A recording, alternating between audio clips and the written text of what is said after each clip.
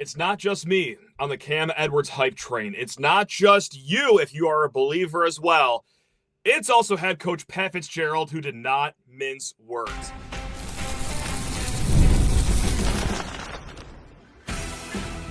You are Locked On Spartans, your daily podcast on the Michigan State Spartans, part of the Locked On Podcast Network, your team every day. I'm Matt Sheehan, and today's episode of Locked On Spartans is brought to you by Kalshi. For a limited time, download the Kalshi app and use code LOCKEDON to get $10 when you trade $10. On today's episode, guys, one of my favorite follows out there, his name is Matt Brown. He does a great newsletter called Extra Points. Yes, about college sports, but more in the business side of it. So when he shared strong opinions about new athletic director Dan Bartholomae, we reached out, he responded, we talk what he loves about Michigan State's newest hire. But first things first, guys. Hey, we kind of missed this yesterday because, well, Dan Bartholomae's hire kind of took all the air on this show. And then we had a great chat with Chip Patterson. But Pat Fitzgerald spoke with the fine media contingent in East Lansing on Monday. And they hit on a few topics, right? I mean, that man will talk about anything and everything under the sun. Now, he was asked, hey, who's jumping off the page right now? Who's going to be a household name? And he said, Toledo is watching this too. I'm smarter than I look. He said the whole team is completely different than where we were in spring ball. But yeah, he's playing it close to the chest here. Or perhaps not, because he was also asked about Cam Edwards. And look, this isn't a surprise player, right? I mean, if we've been hyping him up this offseason, if we've called him one of the best gets from the transfer portal over the offseason, well, yeah, I don't think it's much of a mystery who the starting running back's going to be.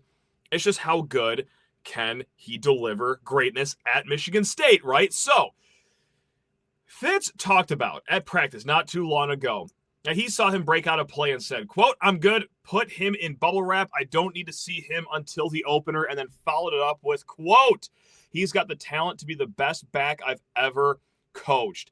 Now, I get it. He was at Northwestern, right? That's not necessarily running back you. But there are some names that he has coached, like Justin Jackson, who arguably, maybe not even arguably, the greatest running back in Northwestern's history. More than 5,000 yards attached to his name. Or you want to scale it back even further? Evan Hull.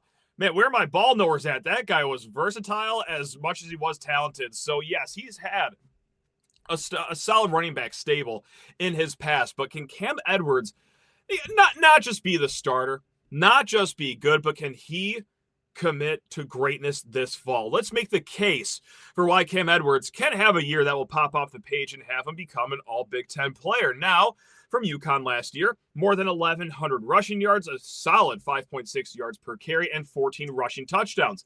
That's a good start. You go to Pro Football Focus. They have a stat. It's called missed tackles. It's a pretty easy one to follow. How often are you making the guy miss you? He was top 20 in the nation last year with 50 missed tackles forced. If you take Michigan State's top 3 running backs last year and combine them all together, they had 50 missed tackles forced. So back to Cam Edwards, he had 28 explosive runs. That is good for top 30 in the nation. And oh yeah, we also brought along Ben Murawski from UConn, didn't we? That giant left tackle over there who graded fairly well on Pro Football Focus, if you want to use their word for anything. But when they ran the ball behind Big Ben Murawski last year, it almost sounds like a fake stat, but it is true. When they ran to his outside shoulder, so between him and the tight end, they got 8.9 yards per carry on those runs. And then when they ran it inside of his shoulder between him and the guard, 7.4 yards per carry. So is it Cam Edwards? Is it Ben Murawski? Is it a combination of both? Can it really just pick up that easily here at Michigan State with a more difficult schedule? I wouldn't expect 7.4 yards every carry, but hey, that's a good built-in duo right off the rip. And also, this will be a run-heavy offense. Let's not mistake ourselves. I think that's the identity that Michigan State wants to drill into their team in year one under Pat Fitzgerald. And Nick Sheridan's going to be the guy largely in charge of that. And look, you look at Alabama last year, their run-pass ratio, it was pretty heavily slanted towards the pass. Now, two things. Alabama couldn't really run the ball for some reason last year, and that wasn't Sheridan calling the plays. That got switched to Ryan Grubb. 2 years ago, though, when Sheridan was the play caller, they were amongst the most run-heavy teams in the nation. So, of course, you have to throw this in. They did have Jalen Milroe, who is much more of a dual threat than Alessio will be. But still, you look at the personnel, you look at the style that this team wants to play, a lot of tight end sets. Running the ball is going to be paramount this year. So I think Cam Edwards will have his chance to bite off some yards and, yeah, potentially become Pat Fitzgerald's best running back he's ever had. Now, really quick before we talk about something that I have, high interest in, he did talk about Trey Bell for a hot second, saying, quote, the scouts are excited when they come and see him, remarking that it's not often you get a guy 6'1", 205 pounds, moves his hips as well as he does. Also remarked that he's great on special teams. He's got an awesome relationship with Hank Poteet from their time at Iowa State, and also said that he could be the president one day too. So not selling our guy Trey Bell short whatsoever, but this is what I found interesting ever since this law or injunction, or I don't know the legal term. It's basically saying, hey, guess what? All those seniors that graduated last year, yeah, sure, they get another year of eligibility coming up. And of course, probably like you, I've been wondering if Michigan State has any plans to adding any players for this upcoming fall season. I mean, you've seen some teams do it already. Like Indiana, they just added Stephon Daly, who was a Big Ten leader in tackles for losses last year, and then Kellen White, who was a linebacker last year.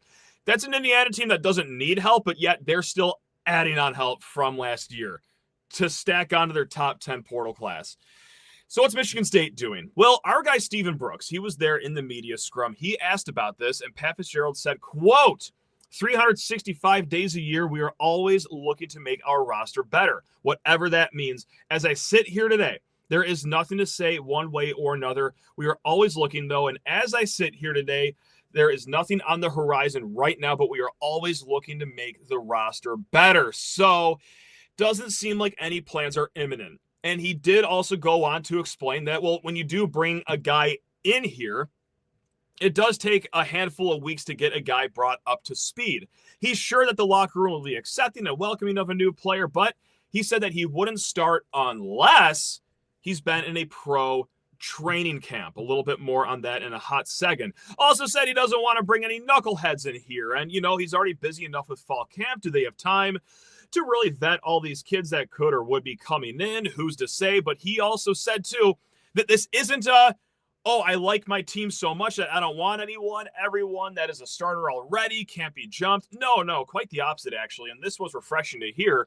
Quote, if you don't want someone taking your role, you do something about it. So it doesn't seem like he's protecting the players on his team. Of course, that's a very fine line you have to toe between being the head coach that your players respect and trust, but also on the other end, as we're staring at a win total of 4.5, there are glaring holes to make this roster even better. So the names that we threw out originally, like Jack Valling, right? Omari Kelly at wide receiver, who's in camp with the Bears. Malik Spencer's doing pretty well down in Washington. I mean, should those guys not crack their rosters? Hey, want to come back down to Michigan State? Or, should they go outside of guys that have played at Michigan State? Anyone from even a group of 5 level that's experienced as a 23-year-old.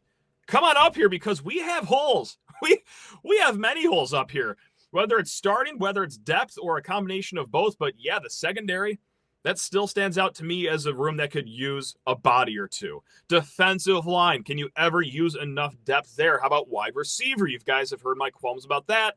And hey, offensive line.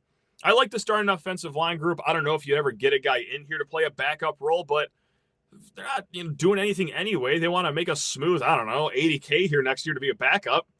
That sounds like a pretty good work placement program, but this is the interesting part with guys from the NFL, and this is from Mike Florio, who I, just absolutely adore on NFL coverage. He's a character, but I adore him.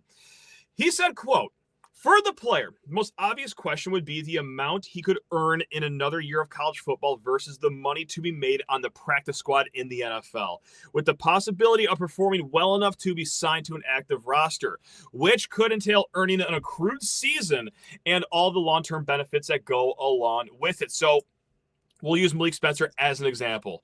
Let's say he does well in camp, doesn't make the 53-man roster, but makes that practice squad, and of course, throughout the course of the season, well, yeah, injuries happen.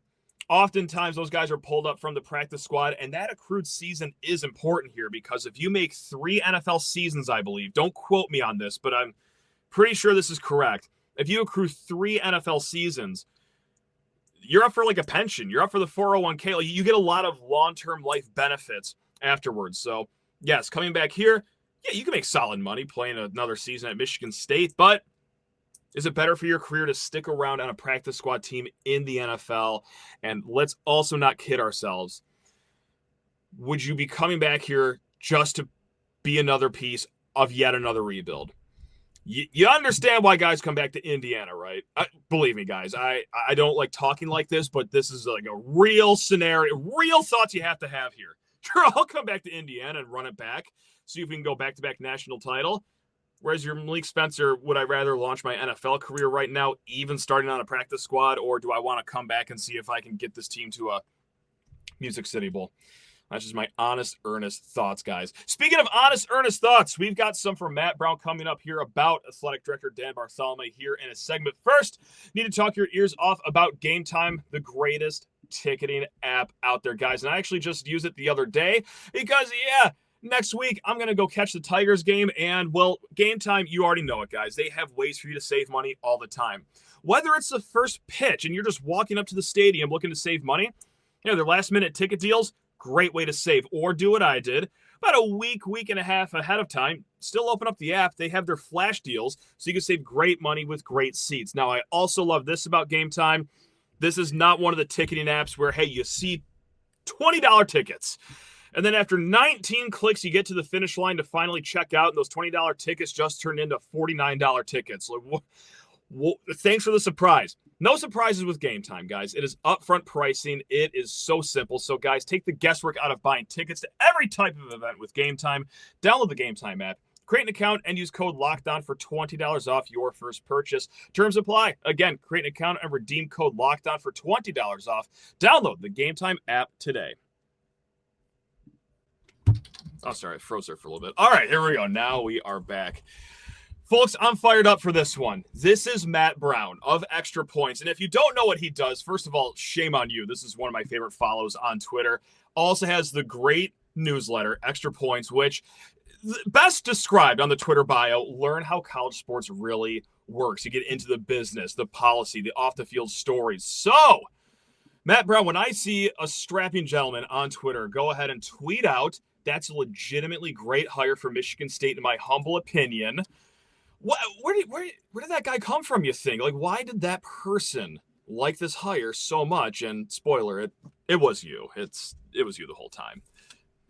I appreciate. I'm happy to be on here. I generally try not to give public proclamations about whether an AD is a good hire or not. In part because even in my job, where I get to know these people better than I do football coaches and dig a lot into the day-to-day of that role, it can be hard to tell who's effective and who isn't, who's struggling because of a president or because of a booster or something else. I have known Dan for a while. And I, from not just my own interactions with him and studying that program, but listening to other people in this industry talk about him, just like how coaches are gossipy, ADs and consultants and those people, they're all gossipy too. And they point all of those interactions point to a guy who is professional, who is steady, who is competent, who is good at fundraising, and is good at coming up with new ideas, new strategies to bring in revenue that maybe didn't exist there a couple of years ago. There's often a generation gap, I think, in college athletics administration, where people who've been doing this for 50 years are accustomed to doing things a certain way. And people who are under 55 tend to be a little bit more flexible. Yeah. And I think that's part of what Michigan State needs, especially, I don't have to tell you or any of the listeners here, but this is a school that's had a lot of upheaval in areas beyond the athletic department, right? Yeah. And that means, I think, bringing in somebody where you're not going to have to worry about them doing something stupid, and is capable of maybe unifying different booster factions. I would feel comfortable that Dan is somebody who can do that. On his resume, or whether it be a personality trait, what's the biggest characteristic do you think Michigan State absolutely needs the most? Is it the fundraising? Is it just being the steady hand? When you look from the outside in and still know Dan as well as you do, what do you think is going to be the instant impact? The biggest thing, honestly, I think for Michigan State is somebody who is humble enough to sit in the big chair and recognize that while you are going to get the slings and arrows and have to take ownership of decisions, not everything's about you. And that you can come in there and like, I'm going to take accountability. I'm going to lead fundraising. I'm going to lead some of these searches here. But I think everybody knows if you've been an AD for a couple of years, you're coming in and you're Tom Izzo's new boss, right? Izzo's going to have a little bit of different cachet within the department than the AD. If you're coming into a world where the president was here and then he was gone and when he's back again, and we don't know who the board's going to be, we don't know how the political elections in Michigan might shape control of this institution. I think you need somebody who is not going to come in and, burn everything down, say my way or the highway, but can kind of go with the flow and while building some kind of durable coalition and more stable leadership. I think it's the stuff that's not super sexy headlines. That's going to matter a lot more for Michigan State, because this is a place that I think just needs steady, boring competence more than it needs, oh my God, I found $300 million. That's just boring and like no headlines. Oh my God, that'd be a dream over here. I tell fans this all the time, right? Like, you generally don't want to know who your athletic director is. Unless you're somebody who's cutting six-figure checks. Generally speaking, if your AD's in the news a lot, it's something that, as a fan, you're not going to really like. Or around these parts, the flavor of the summer was, I shouldn't even know who the board of trustees are or what they even do. And Lordy, we saw them in the headlines every 3 days, it felt like. But look, I like the hire. I'm a big fan of Dan Bartholomae, just what he has to offer on paper. But of course, I look at concerns too. Like, it's a big jump from a group of 5 or a group of 6, however you want to categorize it, to the Big Ten. And Michigan State, of course, in college football rules all. I think we're further behind the 8 ball of the rest of the conference than Western was with their football programs. Those are just 2 concerns I had. Are those relevant? Do you think there's one that I'm not really mentioning right now that you're going to keep an eye on, or just where do you go with the other side of the coin here? Sure. I mean, every AD gig is risky because a lot of what makes somebody successful in this job depends on their relationship with the university president, depends on their relationship with the top 5, 6, 7, 8 donors. I think one of the biggest misunderstandings in college football fandom I have learned over the course of my career, and I've been doing Extra Points for 6 years and writing about off the field stuff for over a decade, is ADs have far less control over searches than you might think. They're the ones that have to eat the crap publicly if things go wrong. But Dan is not going to unilaterally decide what's going to happen with Fitzgerald in year 2. Like, that's going to be a consultation with the money people and potentially even the governor or many other parties involved here. So there's always going to be, with that kind of unknown, there's always some concerns jump to jump, right? Dan has been in larger athletic departments before. He was at Oregon State. I think he was a deputy at Pitt for a while. And the other kinds of people you would interview for this job are often not going to be sitting P4 ADs. Those folks rarely change gigs unless it's for a huge raise or for a way better job. And given that there's some stability issues at Michigan State, like, it's going to be hard for them to go, hire Danny White at Tennessee or something, of course, given where they are now. I would be maybe a little bit concerned more about basketball than football, where Western has not really had a meaningful tradition in that sense. Haven't grown that much. And while football revenue is very important in Michigan State, I think we both know that basketball success, managing relationships in basketball, helping that program take another step, and also planning for what a post-Izzo future might look like. That's all part of the gig. And I don't know if that's something that he's been really doing over the last 5 or 6 years. But it's rare, I think, that you can look at a guy's resume and say, he was successful in this place, he's definitely going to be successful somewhere else. I look more at the soft skills. More to come with Matt Brown, but first, guys, a word from our great friends over at Kalshi, because they know before the season even kicks off, everyone is making predictions. Who's going to win their division or their conference? Who's making the playoffs? Who's lifting the trophy at the end of the season? There's so many predictions that you can make out there. Well, in Kalshi, America's #1 prediction market platform, you can trade those predictions in a live market. Like, let's say you're feeling our Michigan State Spartans, guys, 5+ wins. Go ahead. $10, trading at 49% odds. And hey, the max payout would be $20.51 should they hit that 5th win this season. Come on. On Kalshi, you're trading against peers in a live market, meaning there's no house. And as the probability changes, you can buy in and out of your position. Trade the draft pick, the game, and more on Kalshi. Download the Kalshi app and use code LOCKEDON to get $10 when you trade $10. That's Kalshi. It's Kalshi. Trade on anything. 18 plus only. Restrictions and eligibility requirements apply. Event contract trading involves risk and may not be suitable to all investors. Kalshi products are not available in all jurisdictions. Prices, values, and available markets may differ from those mentioned. For more information, see kalshi.com/regulatory. On a more broad standpoint here, I need a reality check right now because even before NIL really blew up, you look at, who's making the most revenue? Michigan State was always top 20. They've always done pretty well for themselves. We're in the Big Ten. We've got some power players over in the donor base. So I think that they can be and should be an upper tier Big Ten program. I'm talking like all things athletics. Matt, you can dump the bucket of cold water on me if so. Is that a little too extreme? Do you think Michigan State can and should be a upper tier program in the Big Ten, or is this a program that should be kind of like tier 2 or in the middle, you think? Well, part of this depends on, I guess, how you set up the tiers, right? You got 18 teams in this league, right? So, being the top 8 in for all sports or what have you, I guess would be that conversation. Okay. I have this open on my other monitor right now.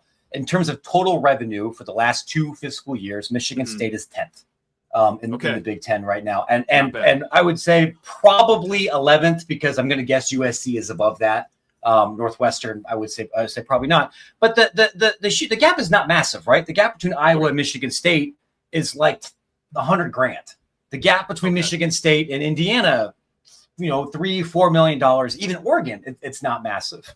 Okay. So if you had a year where the football team wins 9 games, or you bring in some extra concerts into the Spartan Stadium, or you do a couple other things and you bring in $188 million instead of $178 million, then you're looking at 6th or 7th.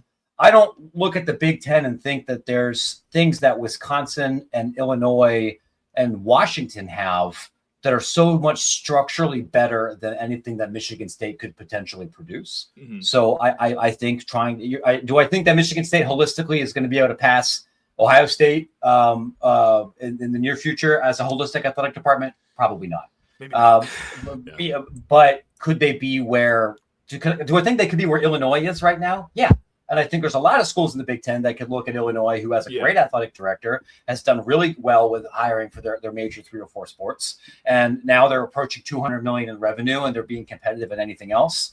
I think if you're Iowa, Washington, Michigan State, Indiana, and things that are not football, because now they're suddenly the world's greatest program, or even UCLA, I think you can look at all that and think that could be us too. Okay.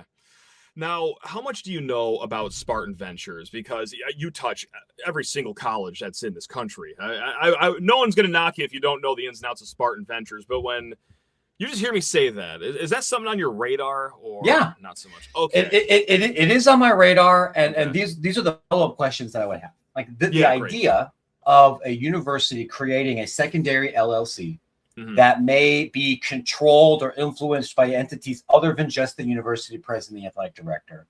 That's gaining more traction. Kentucky is going to be doing this. Yep.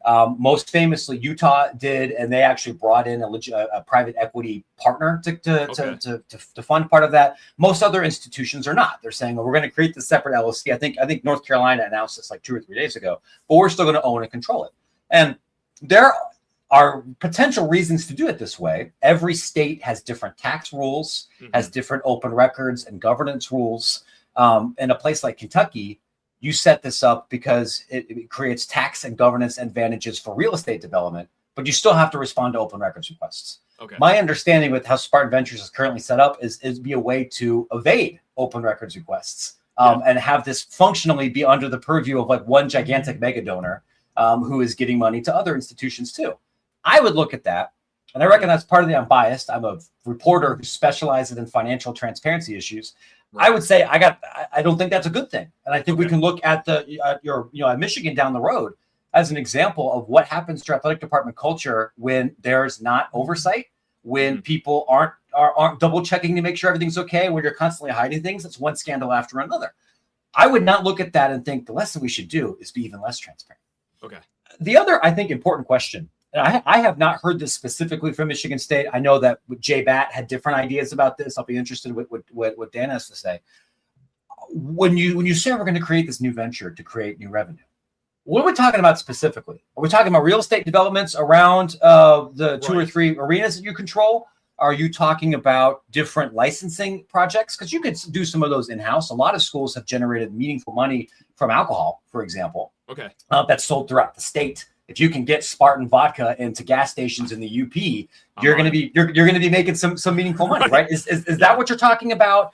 Are you talking about selling shares of future revenue to some institutional investor? That would terrify me. I understand why other people are looking at that. I would love to hear some more specifics. And it is very unusual from anybody that's setting any of these things up, really outside of Kentucky. But I think anyone's been hard and fast specific about what they want to do with it. Vodka in Upper Peninsula gas station. We'd be the next Texas Tech. Like we wouldn't know what to do with the money. I'm only kind of joking about this, right? There are a lot of schools have licensed beer, low ABV beer. Some schools have more hard liquor. There's some bourbons. There's a couple of vodkas out there. The biggest challenge is distribution.